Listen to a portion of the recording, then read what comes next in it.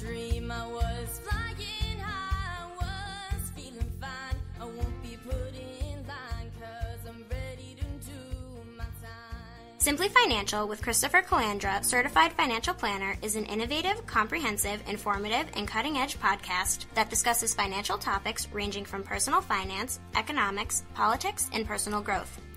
Simply Financial will cover intriguing and thought-provoking questions so that the listener can simply increase their financial IQ. Welcome to the Simply Financial podcast. This is episode number 44 of season number 2. I'm your host, Christopher Calandra. On today's episode, I wanted to talk about inherited IRAs, also known as stretch IRAs.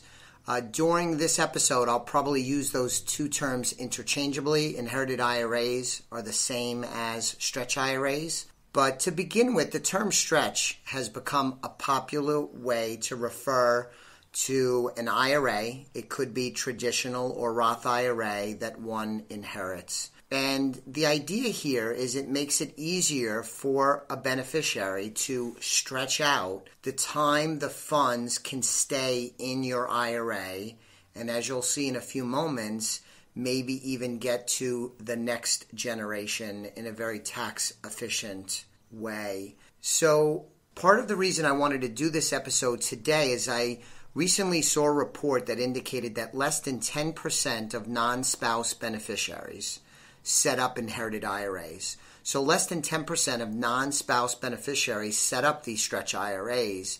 And the top reason is because they don't know about them. And that really is a shame. I think it's a tremendous missed opportunity because it is a great wealth building tool.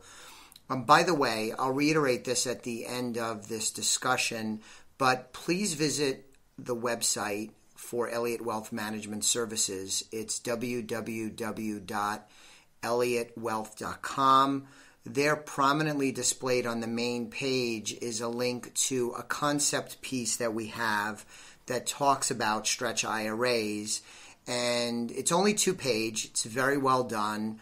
But one of the key parts of it is a really excellent case study that illustrates the power behind this tool and will also illustrate why I think it's such a shame that so many people miss out on this opportunity and miss out on the chance to increase their wealth over time and maybe even make it generational wealth being transferred.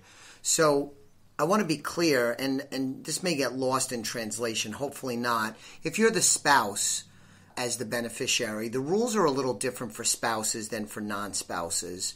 And so spouses could pretty much do what we're speaking about today, but the major thrust of this is for non-spouses, children, nieces, nephews, brothers, sisters, that kind of thing.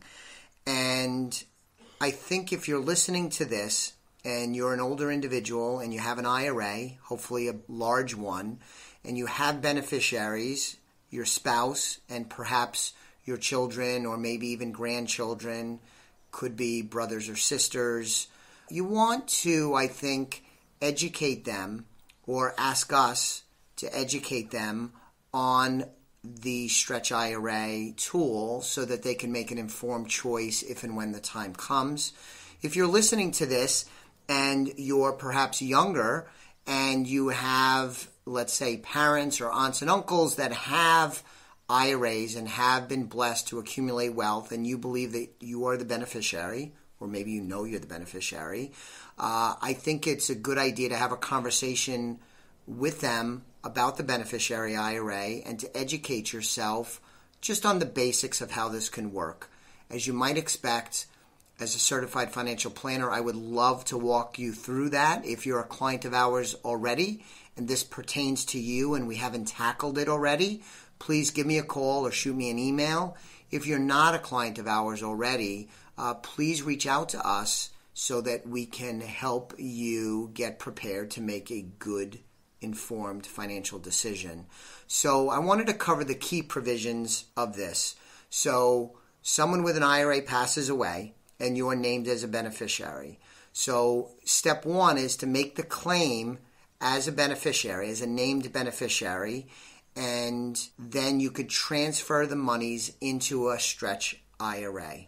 Please take note that if the IRA owner names an estate, their own estate, I should say, if they name their estate as the beneficiary, then if you're the son, daughter, or whatever, you cannot do a stretch IRA. So generally speaking, it's not advisable to have the estate named as a beneficiary. There's some exceptions to that rule, but it is a very good general rule and holds to be valuable in the vast majority of instances that I've seen over my 26-year career. So the IRA owner dies, you're a named beneficiary, you make your claim, and then you transfer the monies into an inherited IRA. You could invest that inherited IRA in pretty much anything that you would like. It could be stocks, bonds, mutual funds, annuities, bank accounts, CDs. You have lots of flexibility as to where you decide to invest the inherited IRA monies.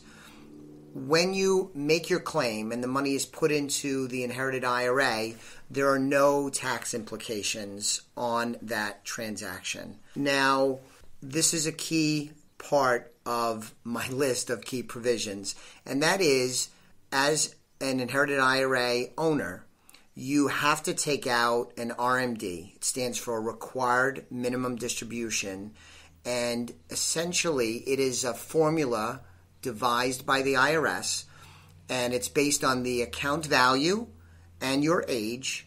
And in this instance, in a stretch IRA situation, we're using the age of the beneficiary, not the deceased. And so if you're younger, the amount that you have to take out each year is less, and it'll go up over time. The percentage you have to take out will go up over time.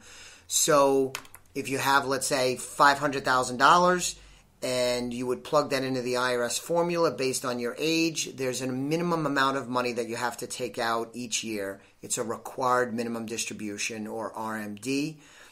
This may sound familiar. This is the same exercise that individuals who have traditional IRAs and traditional 401ks need to do when they attain the age of 70 and a half. So this may sound familiar. It's the same formula, but we're using it in a different situation because we're dealing with inherited IRAs, and oftentimes we're dealing with individuals that are younger, in some cases way younger than 70 and a half. So you have to take this money out each year. It's required. The distributions, if it's a traditional IRA or traditional retirement money, that money, when it comes out, will be subject to federal and state income taxes.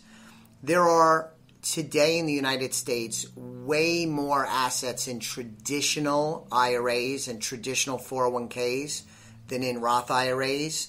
So I see this much more than the other scenario. And that is, when we're dealing with a Roth IRA, an inherited Roth IRA, you still have to take out the RMD, the required minimum distribution. However, when that money comes out of the Roth IRA, the beneficiary, the owner of the stretch IRA, does not pay taxes on the distribution. What a great legacy if you could receive money tax-free as the beneficiary and have those payments last perhaps over your lifetime. The 10% penalty that's usually imposed on individuals who take money out of retirement accounts before the age of 59 and a half does not apply for stretch IRAs. So let's say you inherited money and you're below the age of 59 and a half, and you set up an inherited IRA, and then you have to take out your RMD each year, you are not subject to the 10% penalty that might normally apply. It's not a factor in this situation. One of the many powerful advantages of this is that you can take out more than the RMD if you choose to. You have maximum flexibility. So going back to my illustration before, you inherit $500,000, and let's just say, for argument's sake, the required minimum distribution is $1,000 a month in the first year. for a total of $12,000 over the year. Well, let's say you do that in the first year. You decide not to take any more money out for whatever reason. Then in the second year, let's say you have to take out $1,200 and you do that. And then let's say in the third year, you need more money. Buy a car, start a business, go on a trip, give money away, whatever. You can take out more than the required minimum distribution. If it's traditional money, surprise, surprise, it's going to be taxable. If it's a Roth IRA, again, surprise, surprise, there'll be no taxes. So you can access the money above and beyond the RMD if you choose to, giving you lots of flexibility. Again, the 10% penalty is not applicable. When you set up a stretch IRA, regardless of whether it's the traditional variety or the Roth variety, you name a beneficiary. So if I inherited money, I made it my own stretch IRA, I take out the RMD. When I set up that stretch IRA, I am going to name my own beneficiaries on the account so that if something happened to me, the money left in that IRA would pass to my beneficiaries. And my beneficiaries would have the same choices that I have, meaning that my children perhaps can stretch it over their life expectancies, just like I had taken my inherited IRA and stretched it over my life expectancy. A word of caution. Not all retirement plan custodians or IRA custodians have the correct language in their documents to allow for stretch IRAs. Most do in today's day and age, but there are still a surprising number of custodians that will not allow you to stretch IRAs. If you have that situation and the money is at a custodian that does not allow for stretch IRAs, it's not the end of the world. You do, though, need to move the money to a custodian that does allow for stretch IRAs. We deal with several custodians that allow for stretches, so it's not a problem. But if you didn't encounter a situation where they say you can't do that, yes, you can. You just need a new custodian. Then the money might need to be moved to a place where you could invest the money in the way that you would like to and take advantage of the provisions allowable under the stretch rules. So let's just review the primary benefits. Number one is you get control of the money. If you are inheriting money, you get to control that money, and it's tax deferred until you decide that you want to use it. Granted, you have to take out a minimum amount every year to meet the IRS requirements, but you get control of the money. And that money can benefit you for the rest of your life and perhaps even benefit your heirs for the rest of their lives as well if you are a good planner. Another primary benefit is flexibility in managing taxes. Let's say, going back to my illustration, you inherit $500,000 and you have to take out $1,000 a month. Let's assume it's traditional money, so I'm picking that up as income that's subject to federal income taxes and perhaps state income taxes. So with the required minimum distribution, there's nothing I could do about that $12,000. But let's say I was thinking about taking out more, but it's a year where I have a very high income tax liability for whatever reason. I may want to manage my situation and not take money out of the inherited IRA that year, perhaps wait till the next year when I'm in a lower income tax bracket. So it gives you lots of flexibility in managing your taxes.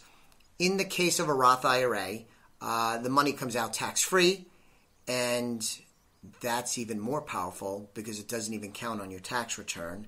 And then the last primary benefit I want to mention, and I've alluded to this already a couple of times, is that you can pass the money from one generation to another generation, keeping it intact in lots of instances. You do have to take out your RMD, so the money does get affected by that income distribution, but the money can be stretched out not just from your life, but in succeeding generations.